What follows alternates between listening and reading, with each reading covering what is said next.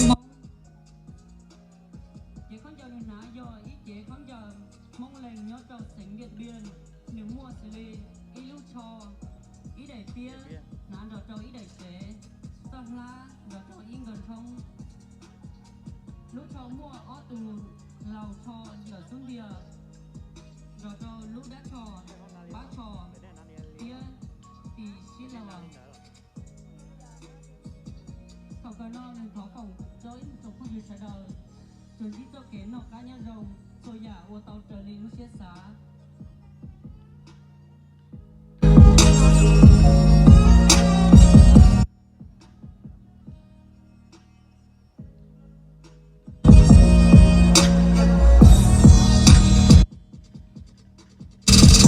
đang bước lên sân khấu là thí sinh nam thứ hai Tùng Mí Say mang số báo danh 07. Say đến từ mảnh đất cao nguyên đá Đồng Văn, Hà Giang. Năm nay em 18 tuổi, đang sinh sống và học tập tại trường Đại học Văn hóa Hà Nội. Em là chàng trai người Mông rất yêu thích các loại nhạc cụ dân tộc mình như kèn, sáo, đàn môi. Ước mơ của em là trở thành một nhà quản lý văn hóa giỏi. Với sự kiện ngày hôm nay, em mang cho mình một bộ quần áo của người Mông Hà Giang. Bộ trang phục của em bao gồm áo, quần, khăn, với mũ nồi. Bộ trang phục nhìn khá giản dị và mộc mạc, nhưng đằng sau là cả một quá trình gồm những công đoạn hết sức cầu kỳ và công phu, thể hiện đôi bàn tay khéo léo của những người làm nên nó. Khi người con trai mặc trên mình bộ trang phục này thường gắn theo các loại nhạc cụ như kèn, sáo, càng làm toát lên hình ảnh người con trai tài tú của người Mông. Thí sinh tiếp theo mang số báo danh 08 Lê Thị Mùa. Năm nay Mùa 18 tuổi, đến từ mảnh đất Lai Châu. Hiện tại em đang là sinh viên năm nhất trường Đại học Sư phạm Hà Nội. Ước mơ của em là được trở thành một cô giáo viên dạy âm nhạc, mang chữ về miền núi và dạy con em miền núi.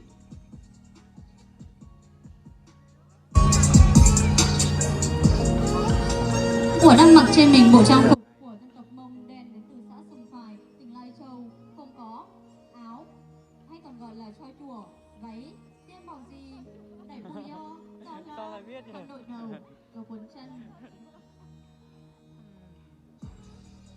Từng bộ phận của chiếc áo đều được may hàng năm và đặc biệt mặc trên trong bát dịch đám cưới, đám hỏi và lễ Tết, tôn lên vẻ đẹp của người phụ nữ Mông đen Lai Châu nói riêng và người phụ nữ Mông trên cả nước nói chung.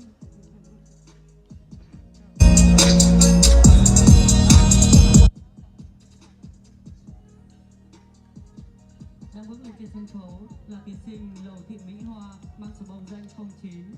Sinh ra và lớn lên tại huyện Tuần Giáo, tỉnh Điện Biên. Hiện nay em đang học trường Đại học Ngoại ngữ Đại học Quốc gia Hà Nội. Ước mơ tìm được một công việc phù hợp với ngành mình đang học hiện tại. Em đang mặc trên mình bộ trang phục truyền thống của dân tộc Mông Trắng, huyện Tuần Giáo, tỉnh Điện Biên. Bộ trang phục của em gồm có một chiếc áo phông dạng yếm được mặc trên bên trong và một chiếc áo khoác ở bên ngoài được thêu với hoa văn tỉ mỉ. Khoác với mình bộ trang phục ở vùng khác và y phục truyền thống của người phụ nữ đẹp Điện Biên sẽ có quần dài, hai chiếc tà màu đen và nằm ở hiện tại dịu dàng, thướt tha của người phụ nữ. Ngoài ra chiếc mũ màu đỏ cam đính đạc đường lại còn tôn lên vẻ đẹp khuôn mặt người phụ nữ. Những chiếc dây lưng vô cùng sặc sỡ cũng như may rất cẩn thận để hòa cùng với bộ trang phục của mình, giúp cô gái trẻ và tự tin, xinh đẹp và đôi khi đi dạo hội. Thưa quý vị, đang tiến về sân khấu là thí sinh mang số báo danh 11 Tấn Thị Hà. Năm nay Hà 19 tuổi, sinh ra và lớn lên tại Yên Châu, Sơn La. Hiện tại em đang là sinh viên trường Đại học Công nghệ Đông Á.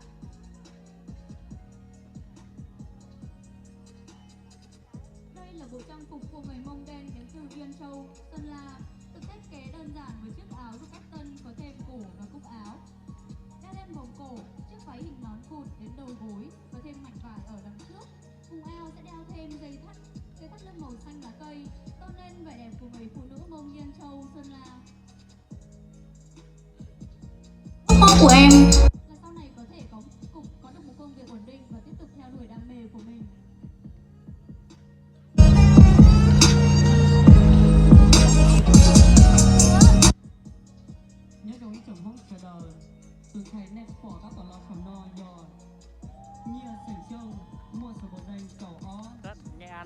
mua cầu gì xong phía trình tác có cầu xong ý ở trường đại học giáo dục đại học quốc gia Hà Nội Chắc là Nghệ An.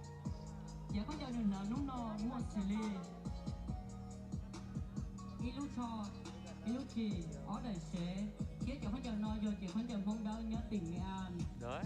người chơi chúa ở luôn nam bên nhiên nhân mua xa đỏ đỏ ở xa hử lá xe hiện ở xa lan xe liên chúa chỉ ta linh đỡ chỉnh chúa ít học của nhớ đợi người lúc để cho mua đẩy nói xía chỉ con giờ nó giờ ý chỉ con giờ của tôi dùng gì kia đồng ná hết nếu tôi nó nếu chúng mới lo lù sáu phòng đó lên tù xong chia sợ đời nó cá nhân rồng của giả từ của tôi giả đỡ chờ chia xá cứ của tôi cứ chơi của tôi đâu